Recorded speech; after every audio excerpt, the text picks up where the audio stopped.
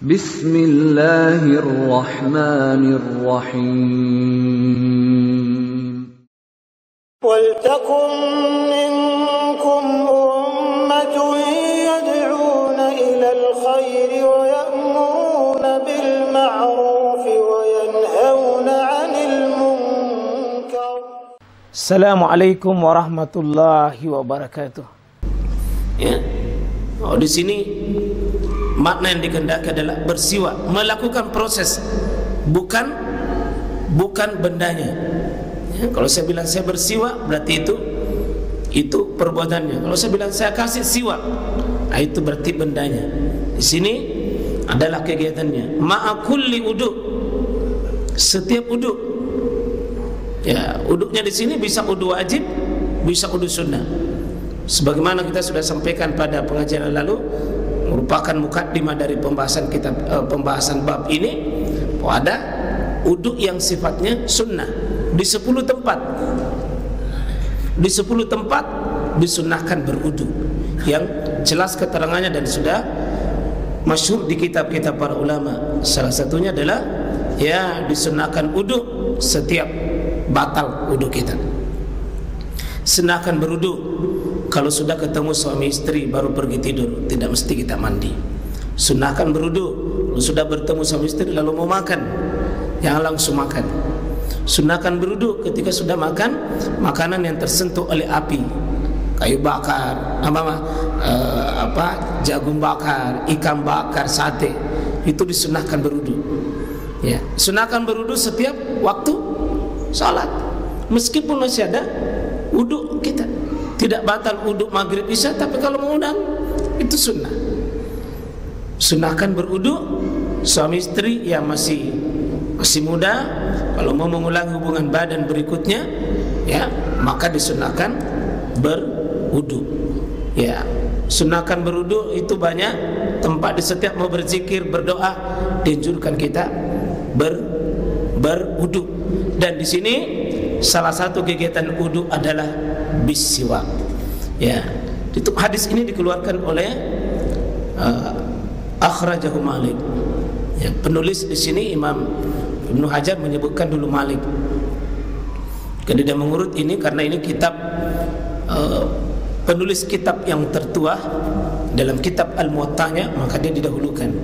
Kemudian wa Ahmad, ya, meskipun dalam sisi hadis ini yang paling banyak riwayat yang dikeluarkan oleh Imam Ahmad. Ya, Imam Ahmad ini sulit tandingannya dalam penghafalan hadis karena beliau menghafal lebih 1 juta hadis lengkap dengan sanad-sanadnya. Ya, agak sulit ditandingi. Bahkan Imam Syafi'i, meskipun dia adalah guru daripada Imam Ahmad, tetapi mengatakan dalam hal ilmu hadis saya banyak belajar kepada Imam Ahmad. Tapi Imam Ahmad mengatakan tidak guru, engkau lebih banyak. Indahnya Pak, meskipun dalam sisi banyak hal, kadang Imam Ahmad tidak ketemu dalam sisi pemahaman hadis dengan Imam Syafi'i. Mereka saling menghormati, saling tawadu sekali. Imam Syafi'i memuji Imam Ahmad, Imam Ahmad memuji Imam Syafi'i. Itu hebatnya, Pak. Dan Imam Ahmad dan riwayat itu lebih 10 tahun mendoakan gurunya.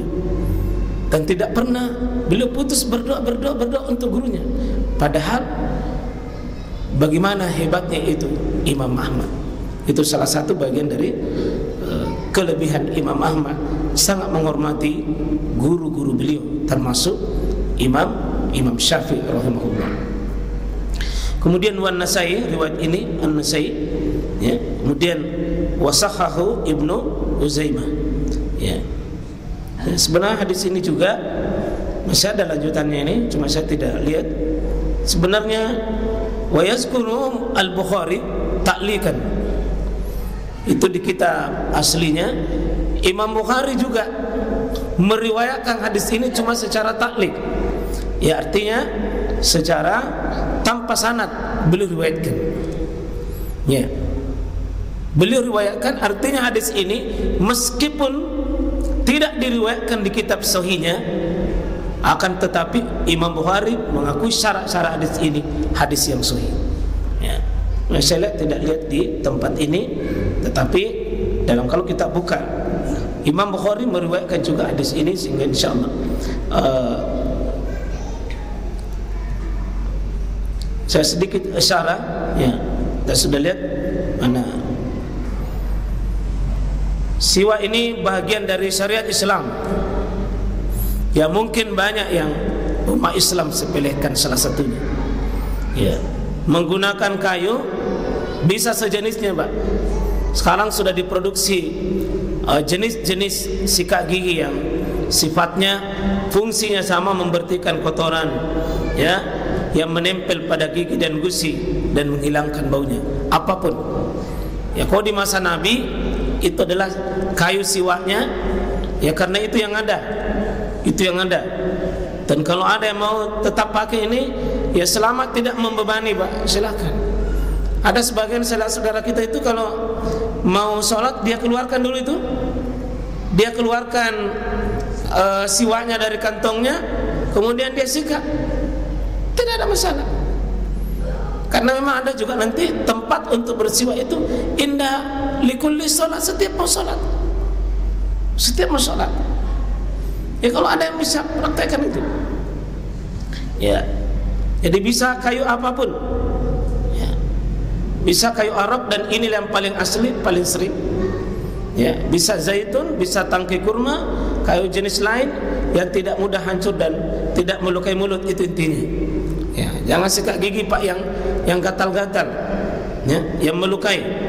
Ya, ini dalam kitabnya Syekh Islam Syekh Shalih Al-Fauzan di kitab Mulakhas Al-Fiqh. Ya, dan juga Imam An-Nawawi menjelaskan ini, ya, boleh menggunakan apapun yang semacamnya, yang kuncinya bisa membersihkan gigi dan gusi dan seterusnya. Nah, ada keutamaan ditulis di sini, as-siwak, ya, as-siwak, ya, sengaja saya tidak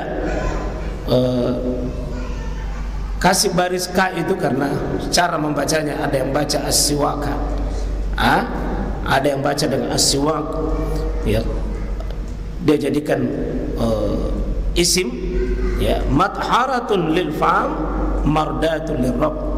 Jadi siwak itu adalah membersihkan mulut dan mendatangkan ridha Allah.